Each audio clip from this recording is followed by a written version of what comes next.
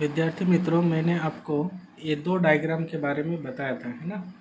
एक बीम की स्थिति जो अनंत पर है और दूसरा मैंने बताया था जो बीम की स्थिति सी से परे है, ठीक है। तीसरा डायग्राम हमारा है, और ये सभी जो डायग्राम आप देख रहे हैं ये सभी अवतल दर्पण के बने हुए, ठीक है। ये सभी अवतल दर्पण है। हाँ, तो देखिए तीसरा सवाल आपका आ सकता है कि बीम की स्थिति सी तथा एफ के बीच हो तो उसके द्वारा बनने वाले प्रतिबिंब की स्थिति, प्रतिबिंब का साइज और प्रतिबिंब की प्रकृति को बताइए, ठीक है। तो ये चीज़ें तो हमने पहले लिखा हुआ है, ये तो आप बाद में लिखना होगा। कैसे, देखिए सबसे पहले आपको एक मिरर बनाना होगा, ठीक है। मिरर हमने बनाया है जिसका नाम हमने एम और एन दिया है। और ये आप जानते हैं कि फर्स्ट रे जो सूरज की आ रही किरणें ये ध्रुव से होकर जा रही है, ठीक है। पी जो है दर्पण का मुख्य ध्रुव है, जिस केंद्र एक तरह से कह सकते हैं। अब यहाँ लिखा क्या है, सी तथा एफ के बीच होनी चाहिए वस्तु। कहाँ होनी चाहिए, सी तथा एफ के बीच। हमने सी तथा एफ यानी वक्रता, त्रिज्या और फोकस के बीच हमने प्रतिबिंब को बिंब को रखा हुआ है। तो देखिए फर्स्ट रेज जो जाएगी ऐसे जाएगी और दर्पण से टकराकर फोकस से होते हुए ये आगे की ओर बढ़ेगी, ठीक है। और दूसरी रेज जो है ये दर्पण से ऐसे जाएगा और इसी दिशा में वापस ये रिटर्न आएगा। तो देखिए दोनों लाइन जहाँ पर एक दूसरे को इंटरसेक्ट कर रही है, मतलब जहाँ प्रतिच्छेद कर रही है, काट रही है, प्रतिबिंब वहीं पर बनता है। ये बात मैंने आपको पहले बताया हुआ है। तो यहाँ पर प्रतिबिंब बन रहा है, ठीक है। तो अब है प्रतिबिंब की स्थिति कहाँ पर बन रहा है, तो सी से परे यानी दूर, ठीक है। इसके बाद प्रतिबिंब का साइज क्या है, बिंब से बड़ा है या छोटा, तो ये है बिंब और ये है प्रतिबिंब। तो इनसे ये क्या है, बड़ा है ना, तो लिखा हमने बड़ा। प्रतिबिंब की प्रकृति कैसा है, वास्तविक और उल्टा, वास्तविक तथा उल्टा, ठीक है। समझ लीजिए कि जो दर्पण के, है ना, राइट साइड है ये लेफ्ट साइड है, लेफ्ट, ठीक है, और ये है राइट। तो राइट साइड जब प्रतिबिंब बनेगा तो समझ जाइएगा वो आभासी होगा और सीधा होगा। कैसा होगा, आभासी और सीधा। और जितने भी प्रतिबिंब आपको लेफ्ट साइड बनेगा वो हमेशा याद रखिएगा वास्तविक और उल्टा होगा। कैसा होगा, वास्तविक और उल्टा। ये लेफ्ट साइड, ये राइट साइड। राइट साइड जितने बनेंगे वो कैसा बनेगा, आभासी और सीधा, ठीक है। और लेफ्ट साइड बनेगा तो कैसा बनेगा, वास्तविक और उल्टा। ओके, ये बात आपको ध्यान में रखना है। चौथा क्वेश्चन आपका है, और ये इम्पोर्टेंट है क्योंकि एग्ज़ाम 2000 जो आपका 19-20 सत्र था, है ना, उसमें ये बोर्ड एग्ज़ाम, पिछले बोर्ड एग्ज़ाम में पूछा गया था कि मान लीजिए किसी बिंब की स्थिति सी पर है तो उसके द्वारा बने प्रतिबिंब की स्थिति, प्रतिबिंब का साइज और प्रतिबिंब की प्रकृति को बताइए, ठीक है। ये पिछले क्वेश्चन में था। तो ये चीज़ बहुत ही इम्पोर्टेंट है, ये इसको आप ध्यान में रखें, ठीक है। इसको ज़्यादा माइंड में नोट करें। तो सबसे पहले आपको ये नहीं दिया रहेगा, ये कब लिखना है आपको, डायग्राम बनाने के बाद। पहले सिर्फ क्या रहेगा कि किसी बिंब की स्थिति सी पर है तो उसके द्वारा बने प्रतिबिंब की स्थिति, प्रतिबिंब का साइज और प्रतिबिंब की प्रकृति को बताइए। तो सबसे पहले आपको डायग्राम बनाना होगा। तो हमने दर्पण ले लिया, नाम क्या रख दिया, एम एन, ठीक है। तो फर्स्ट रेज पोल से होकर जाएगा, है ना, इसी दिशा में जाता है और इसी दिशा से वापस भी आता है, ठीक है। बीम की स्थिति का रखना है सी पर, तो ये रहा फोकस और ये रहा हमारा सी यानी वक्रता केंद्र। तो सी पर हमने रखा, ठीक है, ये बीम को हमने रख दिया। तो फर्स्ट रेज गया और सीधा फोकस से होते हुए आगे की ओर बढ़ गया। दूसरी रेज, है ना, दूसरी रेज जो है फोकस से होकर गई, ठीक है, और यहाँ पे दर्पण की सतह से टकराकर ऐसे रिटर्न जा रही है। तो यहाँ पर देख रहे हैं ये दोनों लाइन इंटरसेक्ट कर रही है ना, तो प्रतिबिंब भी यहीं पर बनेगा, है ना, बिल्कुल इसके नीचे, ठीक है। तो यहाँ पर प्रतिबिंब की स्थिति क्या होगा, सी पर, बिंब की स्थिति भी सी पर और प्रतिबिंब की स्थिति भी सी पर ही होगा। प्रतिबिंब का साइज क्या होगा, समान, जितना ये उतना ही ये। प्रतिबिंब की प्रकृति कैसा होगा, तो वास्तविक और उल्टा। कैसा होगा, वास्तविक और उल्टा। तो ये भी आपको समझ में आगे होगा। ठीक है, आगे बढ़ते हैं।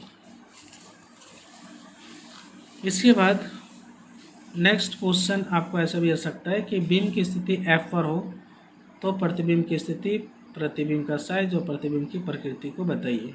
ठीक है, तो हमने दर्पण ले लिया MN, ये इसका रंगीन भाग है, ये जो लाइनिंग किया हुआ है इसका मतलब समझ जाइएगा, ये इसका कलर है, पेंट किया हुआ है, ये रंगीन भाग है, और ये चमकीली सतह। ठीक है, ये रंगीन सतह और ये चमकीली सतह। तो वस्तु को कहाँ रखना है, F पर, हमने F पर रख दिया। तो फर्स्ट रेज और C यहाँ पर है, F और C। ठीक है, तो फर्स्ट रेज यहाँ से टकराएगी और ये फोकस से होकर जा रही है। दूसरी रेज है ना, दूसरी रेज जो है ऐसे जा रहे टकरा कर और इसी दिशा से वापस भी आ रही है। तो ये देख रहे कि दोनों जो है एक पैरेलल लाइन की तरह आगे बढ़ रहा है। ये कभी ऐसे क्रॉस नहीं होगा, ऐसे क्रॉस नहीं हो रहा है क्या, नहीं। देखिए ये कभी आगे आप बढ़ाते जाइएगा तो ये कभी आपस में एक दूसरे को ऐसे कट नहीं करेगी। ठीक है, और ऐसे कट नहीं करेगी तब तक प्रतिबिंब आपका नहीं बनता है ना। बहुत आगे जाकर ये जो डॉट डॉट है यानी बहुत आगे जाने के बाद ये हो सकता है कि मिलेगा, लेकिन बहुत दूरी पर, बहुत दूर जाने के बाद ही। ठीक है, यहाँ पर नहीं, ये बहुत आगे, जब इसको आप डॉट डॉट लाइन से आगे बढ़ाएंगे तब जाकर के कहीं ये ऐसा इंटरसेक्ट होगा तो वहाँ पर प्रतिबिंब बनेगा। ठीक है, तो प्रतिबिंब की स्थिति इसलिए हमने क्या लिखा, अनंत पर। कहाँ बनेगा इसकी कोई गारंटी नहीं, कोई ठिकाना नहीं है, इसीलिए हमने यहाँ क्या लिख दिया, अनंत पर। ठीक है, प्रतिबिंब का साइज क्या होगा, अत्यधिक बड़ा, जहाँ भी बनेगा समझ लीजिए बहुत बड़ा बनेगा। ठीक है, और प्रतिबिंब की प्रकृति कैसा होगा, वास्तविक तथा उल्टा ही होगा, क्योंकि प्रतिबिंब यहाँ भी किधर बन रहा है, लेफ्ट साइड ही बन रहा है। ठीक है, तो वास्तविक तथा उल्टा होगा। इसके बाद देखिए, इसके बाद है आपका कि बिंब की स्थिति P तथा F के बीच हो तो आप प्रतिबिंब की स्थिति बताइए, प्रतिबिंब का साइज और प्रतिबिंब की प्रकृति बताइए। तो यहाँ क्या लिखा है, P तथा F के बीच, तो पहले आपको मिरर बना लेना होगा, है ना। मिरर बना हुआ है, इसको पेंट करना है, ऐसे दिखाइए इसको कि ये सतह जो है पेंट है ना, और ये सतह जो है वो रंगीन है, ये सतह रंगीन है। ठीक है, हमने दर्पण का नाम भी दे दिया है M और N, और दूसरा नामकरण कीजिए, लाइन खींचिए सीधा, ये P है, यहाँ पर हमने नाम दिया F और यहाँ पर दिया C। ठीक है, तो बिंब को कहाँ रखना है, F तथा P यानी दर्पण के ध्रुव और फोकस के बीच। तो P तथा F के बीच हमने रख दिया, P और F के बीच। तो फर्स्ट रेज जो जाएगी, ठीक है, ऐसे, और इसी दिशा से वापस भी आ रही है ना, C से होते हुए। ठीक है, और जब इसको आप आगे बढ़ाइएगा डॉट डॉट लाइन से तो ऐसे जाएगा, और सेकेंड रेज ऐसे होकर ऐसे रिटर्न आ रही है, और इसका यदि आप पार्ट्स को आगे बढ़ाएंगे तो ऐसे डॉट डॉट लाइन से देखिए आगे की ओर कट रहा है, क्योंकि ये कभी संभव नहीं है इधर बनेगा, है संभव नहीं है।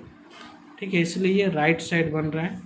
तो इस लाइन को यदि आप आगे बढ़ाइएगा तो यहाँ पे इंटरसेक्ट हुआ तो यहाँ पर प्रतिबिंब बनेगा, है ना।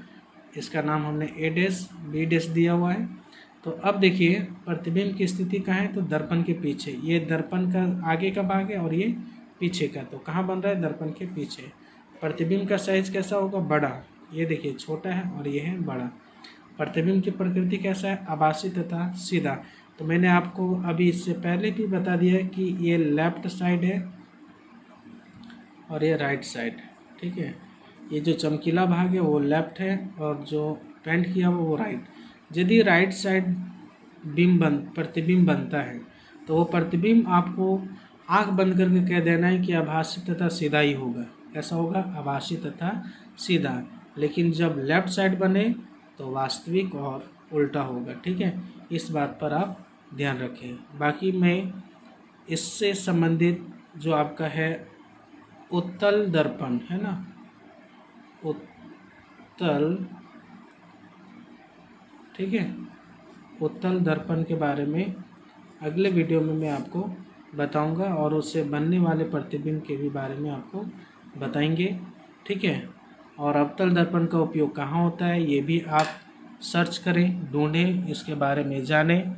और यदि वीडियो को आपने लाइक नहीं किया हो तो लाइक कीजिए, सब्सक्राइब कीजिए, ताकि मेरे द्वारा डाला गया वीडियो सबसे पहले आप तक पहुंचे, इसलिए चैनल को पहले सब्सक्राइब कीजिए, ठीक है। और एग्ज़ाम भी SA1 का मैंने आपको जो ब्लूप्रिंट है वो भी दिया है, और हिंदी में भी ब्लूप्रिंट मैं जल्द ही अपलोड करने वाला हूँ, वो भी आपको मिल जाएगा हिंदी में, ठीक है।